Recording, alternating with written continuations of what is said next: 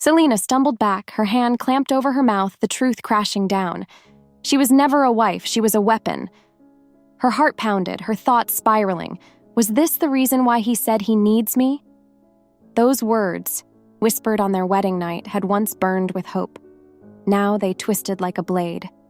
Yet even as pain tore through her, one truth terrified her most of all. She still wanted to believe him. The winter wind pressed against the shutters, rattling the small house like an old man's cough. Selina sat by the hearth, mending yet another torn hem by candlelight, her fingers stiff and pricked raw. A single coin rested on the table beside her, payment for 3 days' labour. It would be gone before morning, swallowed by the debts that stalked her family like wolves. She let the needle slip, staring into the wavering flame.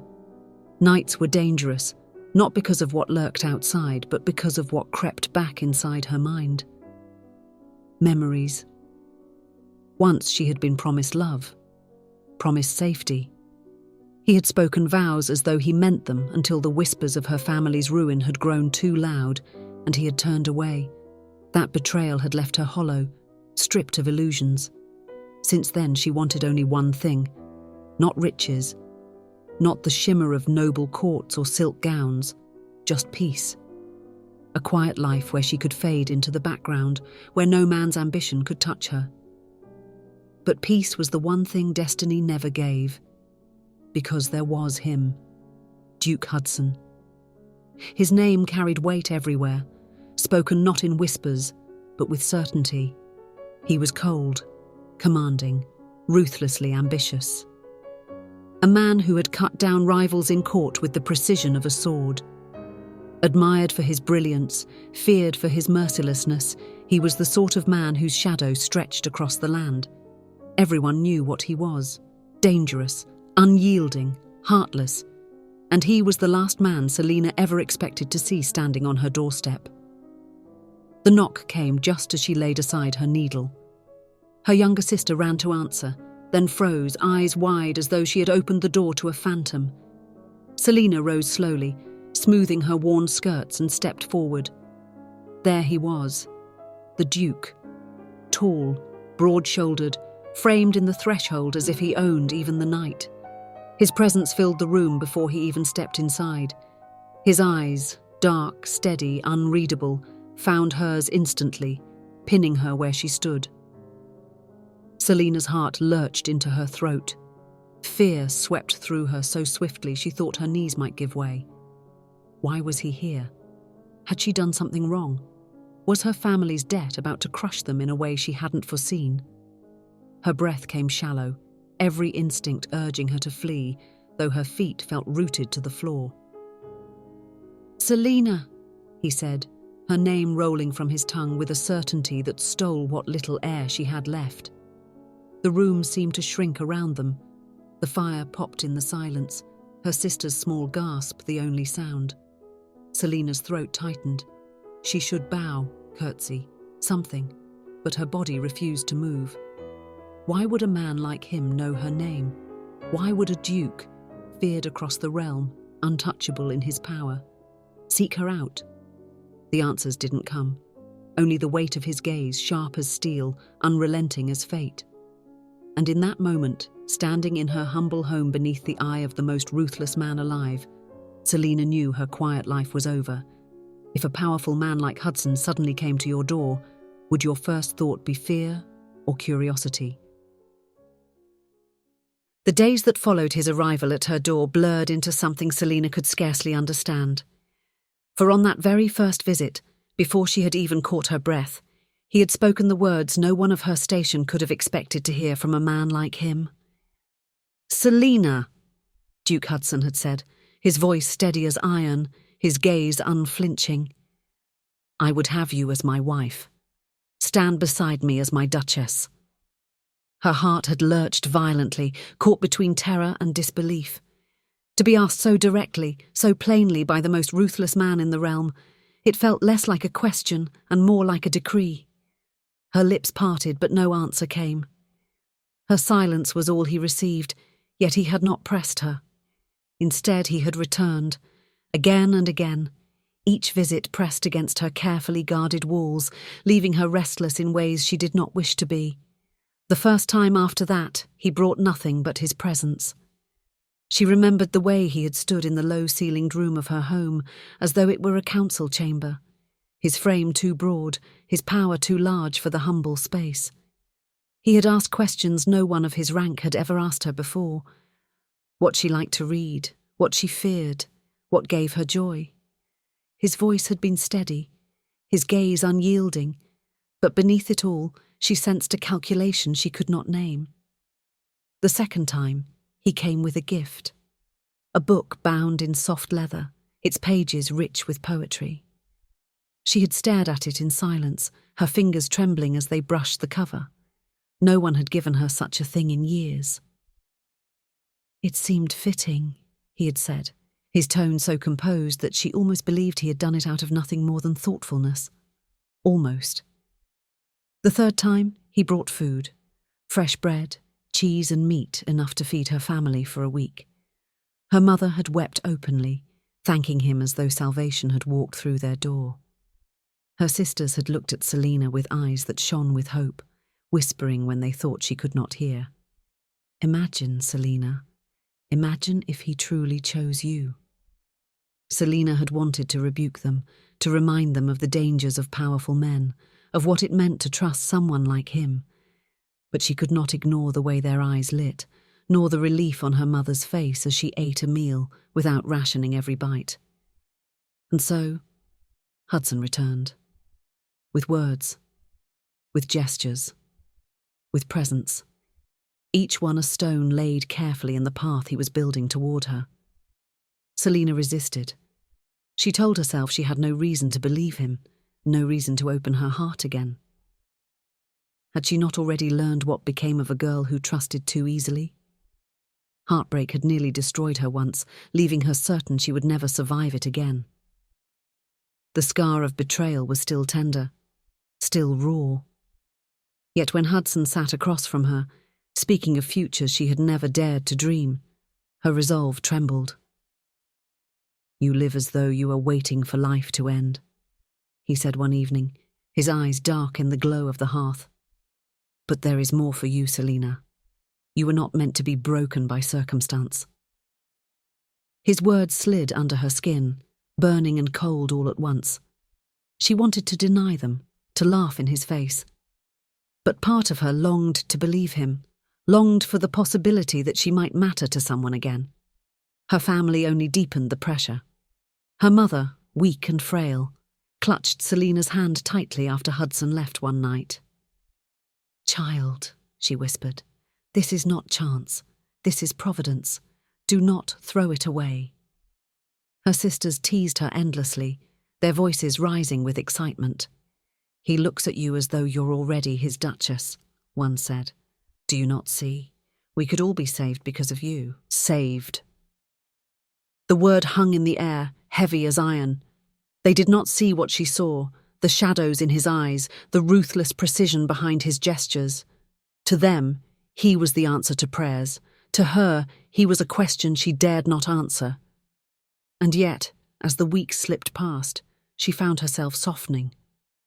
Against her better judgment, against her carefully built defences, she began to crave his presence.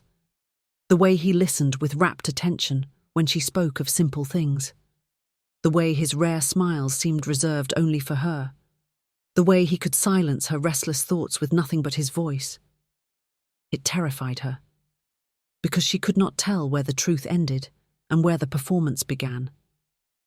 What she could not see, what he carefully kept from her, were the shadows that gathered in the halls of his court. Whispers that he was unfit to raise his daughter alone because of how ruthless his world is.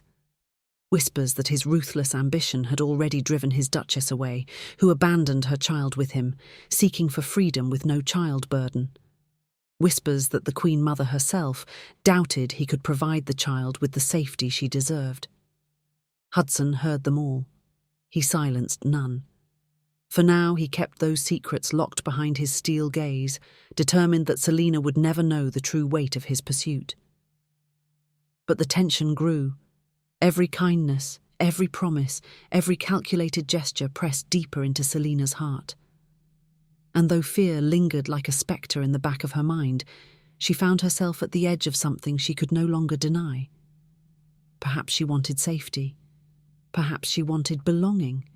Perhaps she wanted to believe just once more that love was not an illusion meant to destroy her. Yet when she lay awake at night, staring at the cracked ceiling above her bed, doubt gnawed at her. Could she truly give herself to a man the world had already judged as heartless? And worse, what would become of her if she was wrong again?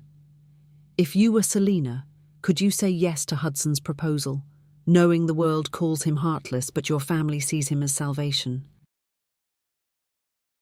The days had stretched into weeks and still Selina had given him no answer. Hudson's first proposal had hung in the air between them like smoke from a dying fire, visible, suffocating, impossible to ignore. Yet she had remained silent, caught between the yearning in her heart and the dread that clawed at her chest. But Hudson was not a man accustomed to silence. He returned again, not with gifts this time, not with gestures of charity that eased her family's burdens. He came with purpose, with resolve in the steel of his gaze, his voice low and steady as he stood before her in the same humble room where he had first spoken her name. "You are kind," he said, each word deliberate, each syllable heavy with intention.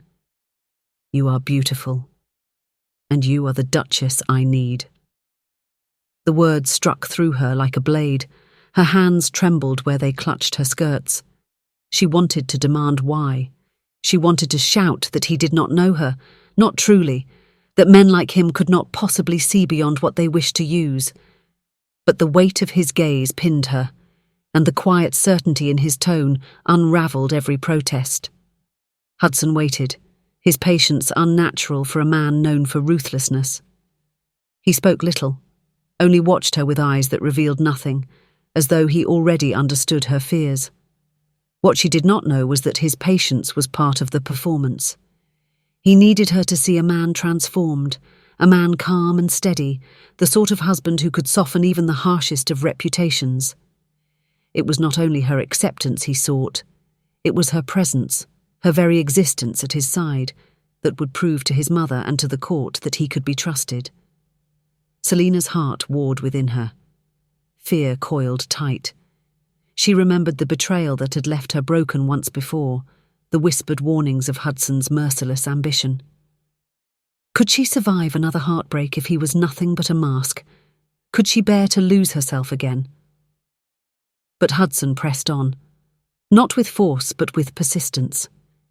He returned day after day, layering his charm with subtle tenderness, weaving threads of false vulnerability until they wrapped around her like chains she did not feel until it was too late.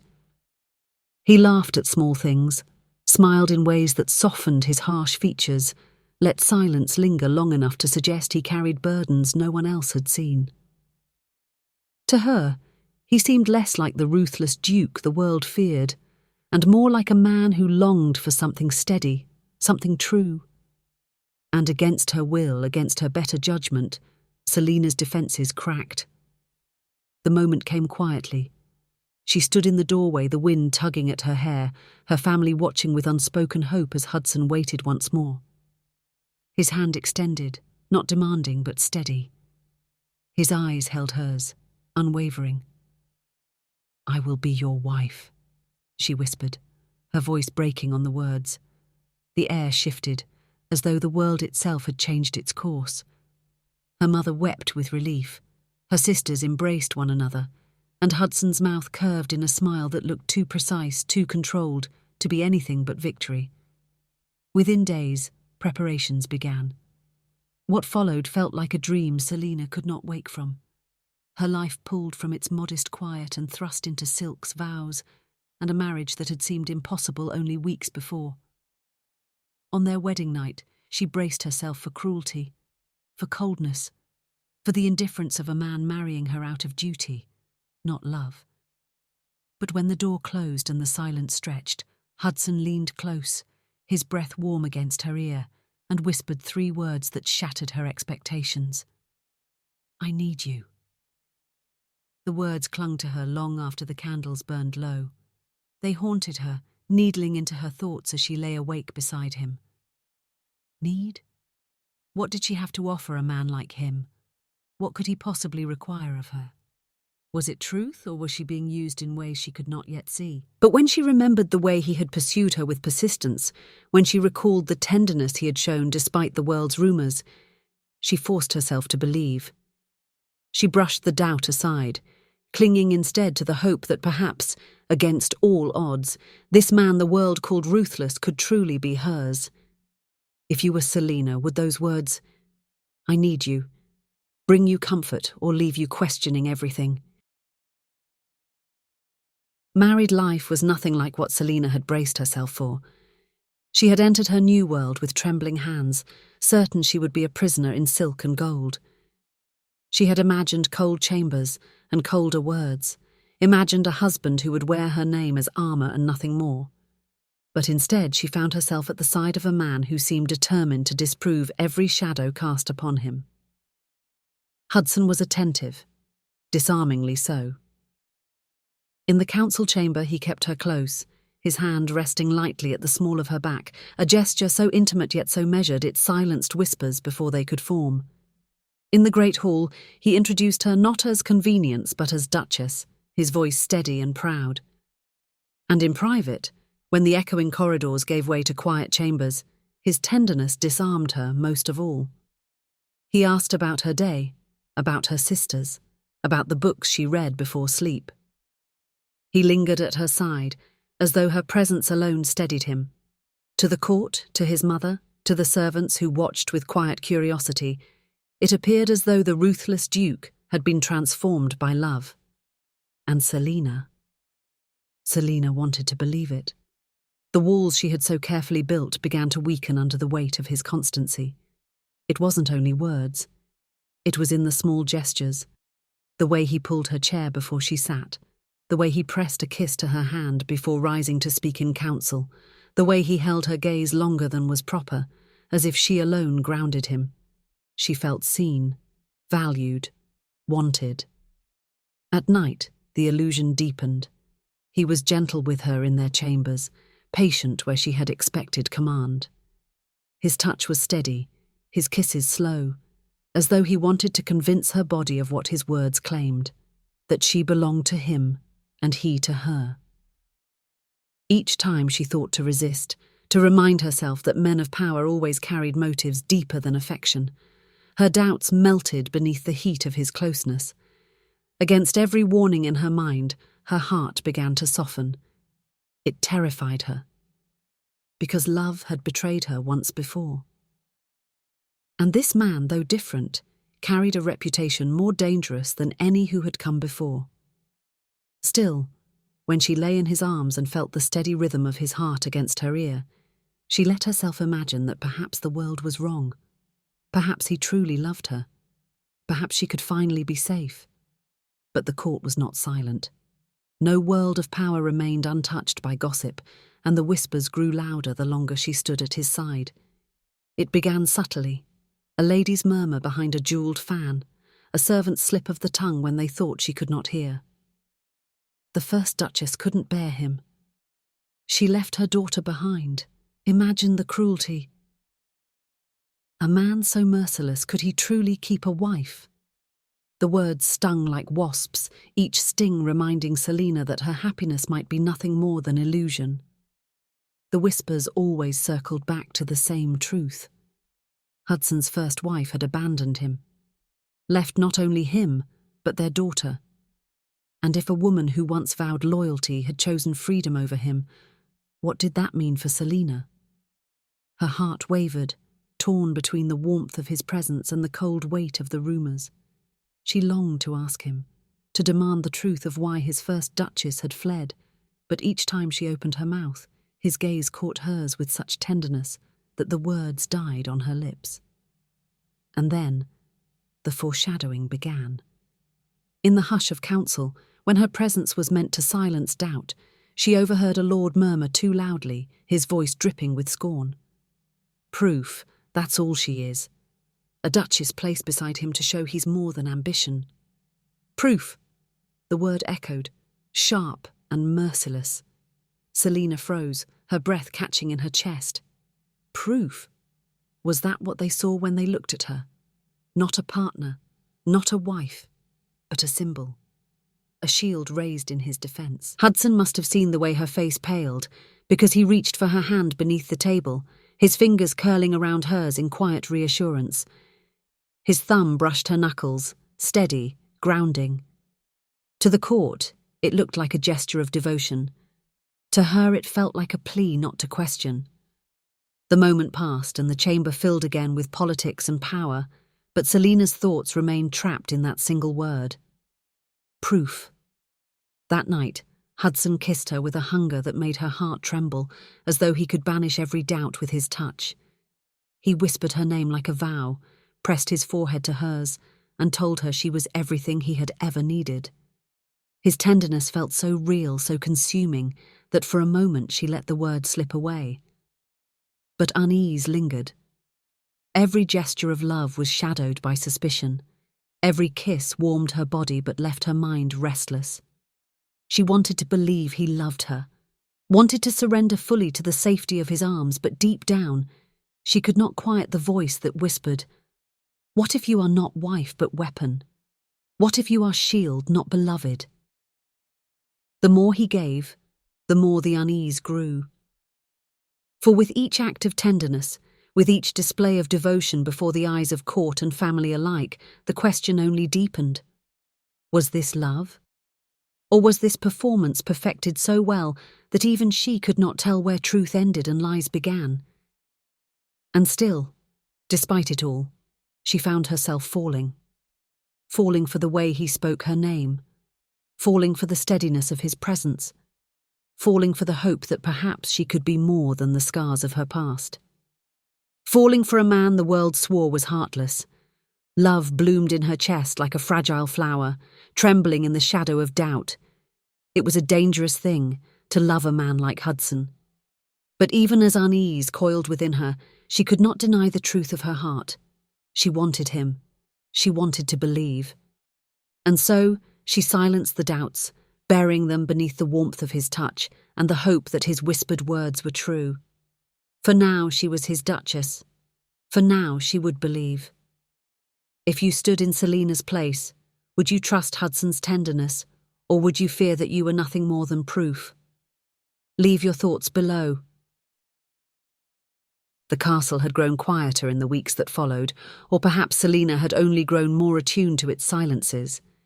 She had learned to hear what wasn't said, to notice the glances exchanged behind her back, the way certain words stopped when she entered a chamber.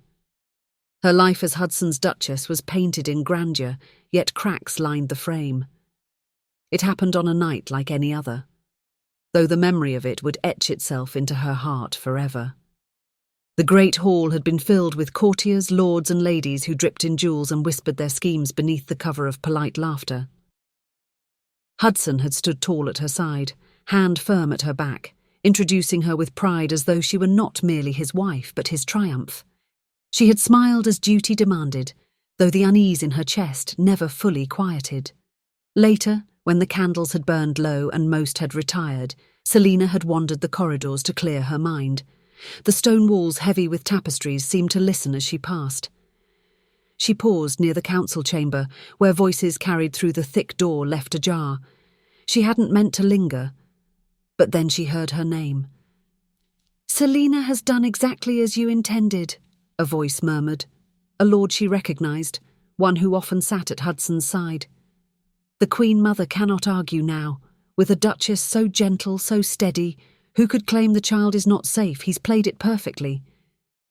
Selina's breath caught. She pressed closer to the wall, her heart pounding in her throat. Then came another voice, lower, sharper. "The Queen Mother, do not flatter him. He may parade this girl as proof, but I know what he is.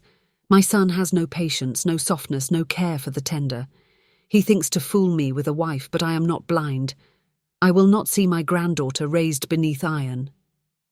Selina's knees weakened. Proof. The word again, bitter and cutting. Proof. And then Hudson's voice filled the room, steady as stone. "Mother." His tone was calm, almost weary. I will not give her up. If my wife's presence convinces you, then so be it. Let the court see her kindness. Let them believe it has softened me. I care not, so long as my daughter remains with me. The silence that followed was worse than the words. Selina stumbled back, her hands trembling against the wall. Her breath came shallow, broken. She did not wait to hear more. She fled, skirts brushing against the stone, her footsteps echoing like the drumbeat of betrayal. Every vow, every kiss, every tenderness replayed in her mind as she ran. Each one twisted, poisoned, revealed for what it truly was, not love, not devotion, but strategy. She had been chosen not for who she was, but for what she could prove. A shield, nothing more. A tool to silence doubt, a symbol to keep his daughter in his arms. The memory of their wedding night burned her most of all. I need you. The words that had haunted her, that had given her fragile hope, now split her apart. He hadn't meant her heart. He hadn't meant her love. He had meant her as protection, as armor. She felt used. She called herself a fool for loving again. Her chest ached, her stomach turned. She clutched at her gown as though she could rip the truth from her body, but it clung tighter, suffocating. By the time she reached their chambers, tears blurred her vision. She shut the door behind her, leaning against it, struggling to breathe. The walls seemed to close in, each stone whispering the truth she wished she had never heard. Hudson entered some time later. His steps were calm, his expression unreadable as always, though his eyes softened when they found her. He reached for her hand as if nothing had changed. "Selina," he murmured, his voice low, intimate, the way he always spoke when they were alone. She flinched.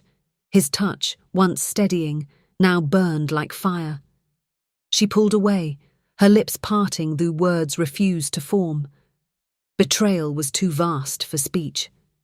Hudson frowned, confusion flickering across his face, but she could not look at him. Every memory of his tenderness now felt like deception. His smile, his kisses, the way he had held her, each was a mask, a lie painted with such skill she had fallen willingly into the trap. She turned from him, clutching her hands to her chest, as though she could shield her heart from further ruin. He spoke again, quietly, but the sound of his voice only twisted the knife deeper. She wanted to scream at him, to demand how he could take her heart, fragile and scarred as it was, and use it as a pawn in his game, to ask him why he hadn't chosen honesty, why he hadn't told her she was to be his proof. But the words stuck in her throat, strangled by grief. For the first time since her marriage, Selina realized how utterly alone she was. The court had whispered. His mother had doubted. And Hudson had proven them right. He was ruthless, ambitious, unyielding, and she was nothing more than the veil he draped across his iron will. She lay awake that night, her body stiff beside him, her heart broken into shards she feared she could never gather again. His breathing was steady, calm, as though he carried no weight from the deception he had built. Her tears fell silently into the pillows. Would you forgive someone if you learned love began as a lie? The morning after Selina uncovered the truth, sunlight crept across the floor of their chamber, but warmth did not follow. She rose from the bed before Hudson stirred, her movements quiet, deliberate. For days now, she had spoken little, offered no more than a nod when words were expected, and turned her face away when his gaze sought hers. Hudson noticed. How could he not? A man who had built his reputation on precision saw everything. Yet now, no matter how carefully he searched her face, he found only walls. Selina withdrew into herself like a fortress. Where once she had softened at his touch, she now flinched. Where once she met him in conversation, laughing at his carefully placed remarks, she now answered in clipped syllables, if at all. The warmth he had worked so hard to kindle between them dimmed, and with it, something inside him began to wither. She no longer trusted him, and he could not blame her. For days he tried to maintain the facade, the attentive husband, the patient duke. He greeted her with tenderness before the court, his hand resting lightly on hers, his voice calm and steady. But the illusion cracked the moment the doors closed behind them. The silences stretched thick and heavy, suffocating the chambers they once shared with laughter. Hudson had always thought himself immune to such things. Love, affection, trust. They were tools, not necessities. Yet watching Selina retreat from him tore at something deep he had not realized existed. For the first time in his life, he felt the sharp ache of despair. At night, he would wake to find her turned from him, her body stiff, her breaths shallow. He reached for her once, his hand trembling in hesitation, then withdrew when she recoiled as though his touch were poison. The knowledge gutted him. She no longer saw a husband. She saw the mask he had worn, the ruthless man who had taken her heart and twisted it into proof. And beneath it all, another truth consumed him. The pretense had become real. Somewhere in the pursuit, in the smiles and silences, in the patience he had forced upon himself, he had discovered something he could no longer deny. He loved her, not as strategy, not as shield, but as the woman who had undone him, who had shown him the man he could have been if ambition had not chained him so tightly, and now he was losing her. Selina considered leaving more than once. She thought of her sisters, of her mother, of the simple life she had once longed for. Better to return to that than to live as a lie. She wandered the gardens alone, staring at the gates until her chest ached with the pull to run. But she remained bound by duty, by the chains of marriage, by the thought of the child who clung to her with innocent affection. Yet inside, she had already left. Hudson felt it in every silence, every averted gaze. He tried to bridge the distance with tenderness, but she gave nothing back. He tried to offer explanations, but she refused to listen. He had taken her fragile trust and shattered it, and nothing he could build seemed enough to repair the ruin. The court noticed. Whispers grew bolder. She looks hollow. She has seen through him. Proof cannot become love. Even the Queen Mother's eyes gleamed with quiet satisfaction, as though she had known this outcome all along. "Your wife grows pale," she remarked once, her voice edged with false sympathy. "Perhaps she has realized what the first Duchess knew too soon, that love with you is a prison." Hudson clenched his fists at his sides, his jaw tight, but he said nothing. For what defense could he give when the truth lay bare? The daughter he fought so hard to keep sensed the fracture as well. She clung to Selina with wide, frightened eyes, seeking comfort, while growing wary of her father's presence. The sight gutted him more than the council's whispers. The family he had built, the fortress of stability he had tried to create, was already crumbling. Hopelessness gnawed at them both. For Selina, it was the ruin of her heart, proof that love was never real, that men only took and never gave. She lived as though a hollow ghost, a duchess draped in silk but stripped of joy. For Hudson, it was the ruin of everything he had thought he controlled. He could silence lords. He could outmaneuver rivals. He could bend councils to his will. But he could not command her heart. He could not make her trust what he himself had broken. The child could still be taken from him. The woman he had come to love already was. One evening, as storm winds lashed against the windows, Selina stood by the fire with her arms wrapped around herself. Hudson entered quietly, watching the way the flames lit her hair, how her face was shadowed with grief. He wanted to cross the distance, to take her in his arms, to confess the truth that had consumed him. But her eyes met his, cold and wounded, and his words withered on his tongue. Instead, silence stretched between them, louder than any storm. Hopelessness hung heavy, a weight neither could lift. And for the first time in his life, Duke Hudson, the man the world feared as ruthless and unyielding, felt powerless. If you were Selina, could you ever open your heart again, after learning the love you were promised was born of deception? Or would you walk away forever? Share your thoughts. The silence had stretched too long. Selina could not bear it anymore. When Hudson entered their chamber that night, she rose from her seat by the fire, her fists clenched at her sides. Her heart thundered, her throat raw from words she had held back for days. She could not keep them in any longer. "You used me," she said, her voice trembling but sharp. Hudson stilled, the door closing behind him. His eyes found hers, steady, unreadable. "All this time," Selina continued, her voice rising with each word. "Every smile, every vow, every tender word, all of it was a performance. I was not your wife, I was your proof." Her chest heaved, her breaths uneven. "Do you know what it is to lie beside someone night after night, believing you are loved, only to find you are nothing more than a shield? To realize that every kiss you gave was poisoned with another purpose?" The words fell heavy between them. For once, the Duke known for ruthlessness had no defense ready on his tongue. Hudson's jaw tightened, his hands curling into fists at his sides.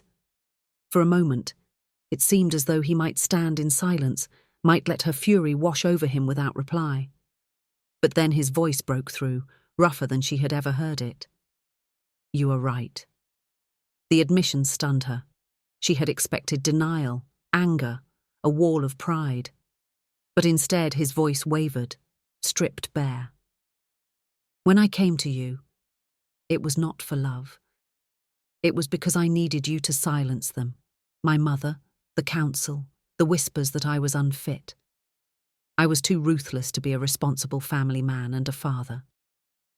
I told myself, you were proof, a shield I could raise to keep my daughter in my arms."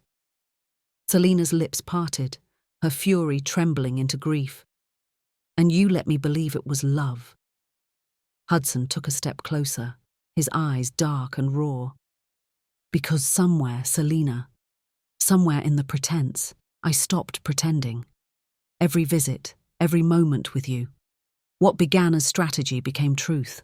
I no longer needed you for them. I needed you for me." She shook her head, tears pricking her eyes. "How can I believe that after everything?" "Because I have nothing left but truth," he said, his voice breaking. "I thought myself heartless. I thought I could bend even love into a weapon. But you—" His words faltered, and for the first time she saw him tremble. "You undid me. I love you, Selina. Not as proof, not as shield, but as the woman who saw me when I was nothing but stone." Her heart ached with the weight of it. She wanted to hate him, to turn away, to remind herself of every tear she had shed in silence. But standing before him now, stripped of masks, he was no longer the ruthless Duke. He was a man broken by his own lies, desperate for the one thing he could not command. Her breath shook. She could not forgive him. Not yet. But she could no longer deny the truth flickering inside her chest. He was not heartless. He was broken. And somehow, impossibly, she had become his anchor. Hope, fragile and trembling, stirred between them. Not forgiveness, not yet, but the possibility of it. If you were Selina, would you let yourself risk believing again after betrayal, or would you guard your heart forever? The summons came as no surprise. The Queen Mother had waited long enough. Selina entered the council chamber at Hudson's side, her steps steady though her heart beat like a war drum. The chamber was vast, hung with banners heavy in the dim light of morning. Lords filled the benches, ladies gathered in silence, and at the centre sat the Queen Mother herself, regal, unyielding, her eyes as sharp as steel. Hudson's hand brushed hers briefly before they parted, his expression the same mask of command he had always worn in public. Yet Selina knew better now. Beneath the surface, his heart was raw, exposed, and for the first time, he would not hide it. "My lords," the Queen Mother began, her voice ringing clear, "we gather today not to discuss borders or treaties, but blood. My son insists he is fit to raise his child. I disagree. His ruthlessness, his ambition, his history, all prove otherwise. His first duchess fled him. Shall we allow this child to be broken under the same hand?" A murmur rippled through the chamber, low and dangerous. Selina stiffened. She had known this moment would come, but still the weight of it pressed like stone against her chest. Hudson stepped forward, his figure towering in the circle of light cast by the high windows. His gaze swept the chamber, his voice steady, yet stripped of its usual iron edge. "You speak of ruthlessness, Mother," he said. "Yes, I have been ruthless. In council, in battle, in every corner of power. That is the man I was. But if you would judge me as father, then do not look at the man I was. Look at the man I am now." He turned, and to Selina's shock, extended his hand toward her. The chamber hushed. Slowly, hesitantly, she stepped into the light beside him. His hand enclosed hers, steady, protective, unshakable. "This woman," Hudson continued, his voice low but carrying through every corner of the chamber, "was never meant to be shield or symbol. I wronged her by making her such. But she has been more than I deserved. She has made me more than I was. And it is because of her that I stand here, not as proof, not as pretense, but as a husband and a father." Gasps fluttered like wings across the hall. Never before had the Duke, feared for his merciless ambition, spoken words so naked. Selina's throat tightened. His confession hung in the air, dangerous and tender all at once. He was bearing himself before the court, before his mother, risking everything he had built, not with strategy, but with truth. The Queen Mother's eyes narrowed. "Words," she said coldly. "Always words, and yet words never softened your rule. Why should they soften me now?" Hudson did not falter. "Then do not judge me by words. Judge me by the woman who still stands at my side, despite knowing every lie I told her. Judge me by the child who runs to her arms, not away from them. Judge me by the life we are building, not in secret, not in shadow, but before you all." As if summoned, the great doors opened, and the little girl darted in, slipping past startled guards. She rushed to Selina, her arms wrapping tightly around her skirts. Selina bent, scooping her up, her heart breaking with tenderness. The child clung to her, small face pressed to her shoulder, as though no other place in the world could keep her safe. The sight silenced the chamber. Hudson's voice dropped, rough with feeling. "This is my proof, not a duchess to please the court, not a facade to quiet doubt, but a family, my family." And then, before the Queen Mother, before every lord and lady present, the ruthless Duke, the man who had never bowed to anyone, sank to one knee. Not as a subject to a crown, but as a man laying himself bare. He took Selina's free hand, his gaze lifting to hers. No mask, no armor, only truth. "I cannot command your heart, Selina. I cannot undo the wounds I caused. But I kneel now, not as Duke, not as strategist, but as a man who has finally learned what it is to love. Stay, not because you are my shield, not because you are my proof. Stay, because without you, I am nothing." The chamber held its breath.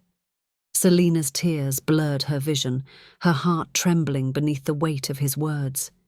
She had wanted to hate him, wanted to turn away and shield herself from further pain, but looking down at him now, seeing the most feared man in the realm kneel before her, not in power but in surrender, she felt the walls inside her crumble.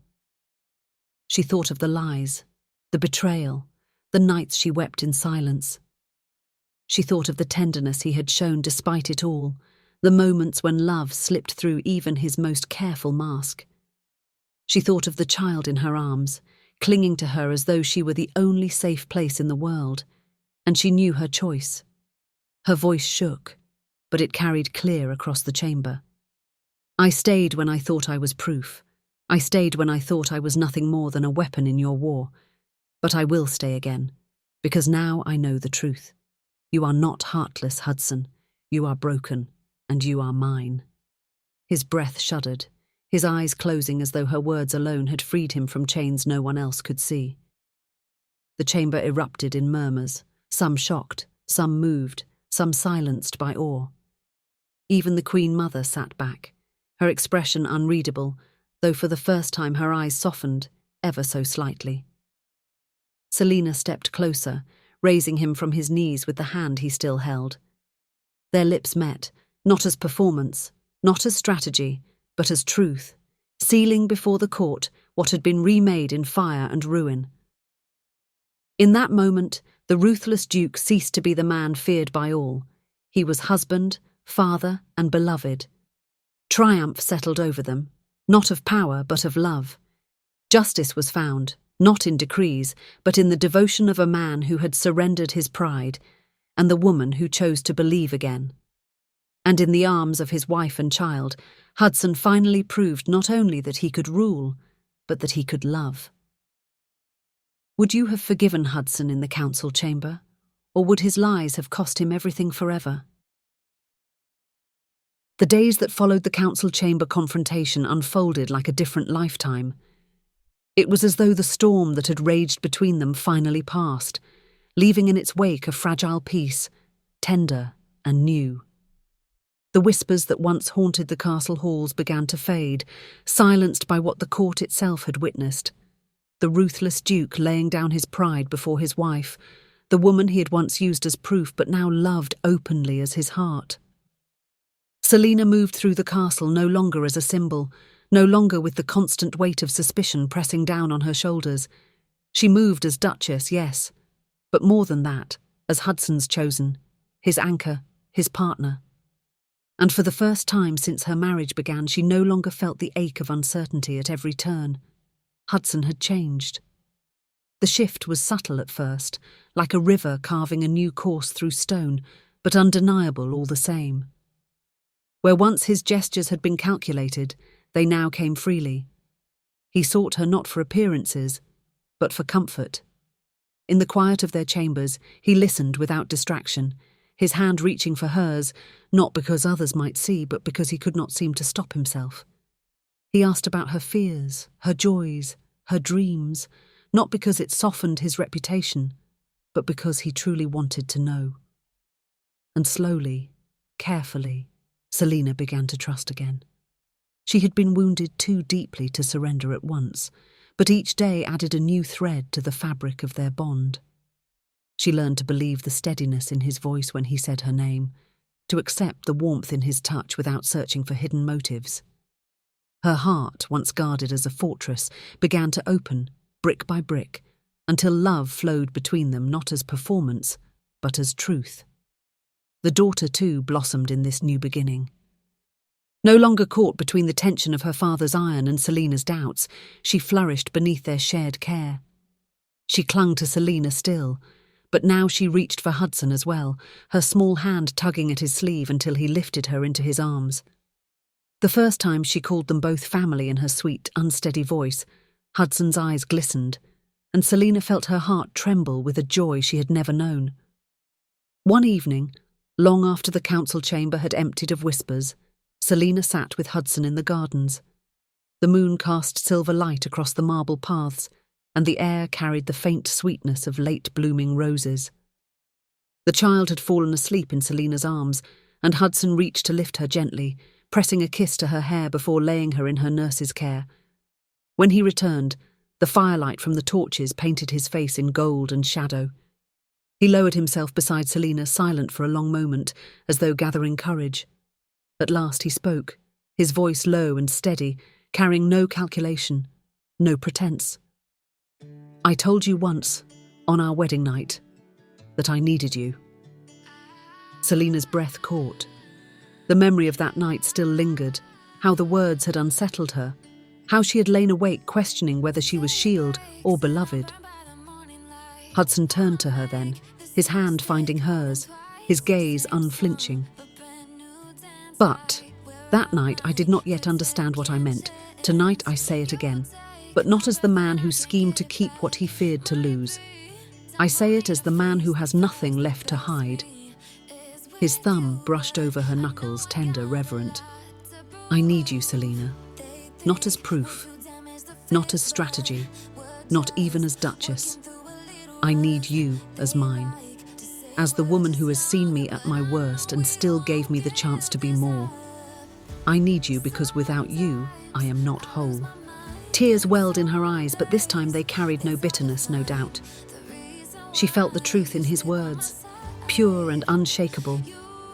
She leaned into him, her hand cupping his face, and for the first time, she spoke the words she had long feared.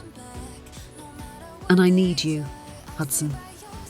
Not because you are Duke, not because you saved my family, but because when I am with you, I am no longer broken. I am home." Their lips met, slow and certain, sealing not a bargain, not a mask, but a vow of love freely given. The days that followed were filled with small miracles. Laughter returned to their chambers, light and unrestrained. The council, once filled with doubt, began to see not a ruthless duke, but a man tempered by love. And though the Queen Mother never spoke her approval outright, she did not move again to question his fitness as father. In her silence, Selina sensed reluctant respect. Together they began anew. Hudson learned tenderness, not as a weapon but as a habit, as truth. He shed the iron mask he had worn for years, and though ruthlessness would always lie in him, it was tempered now, reshaped by love. Selina learned trust, not as naive hope, but as choice. She understood the risk of giving her heart again, but she gave it willingly, knowing it was safe at last. And the child, nestled between them both, grew in a home built not on duty, not on fear, but on love. One night, as Selina lay against Hudson's chest, listening to the steady rhythm of his heart, she whispered, "Do you think people can truly change?" He pressed a kiss into her hair, his arms tightening around her. "I didn't believe it once, but then I met you." The words settled into her like a promise, and for the first time she allowed herself to believe that happily ever after was not a dream, but a life they would build together, one truth at a time, a duke, a duchess, a daughter, not bound by strategy, but by love. Do you believe people can change for love? Share your thoughts below.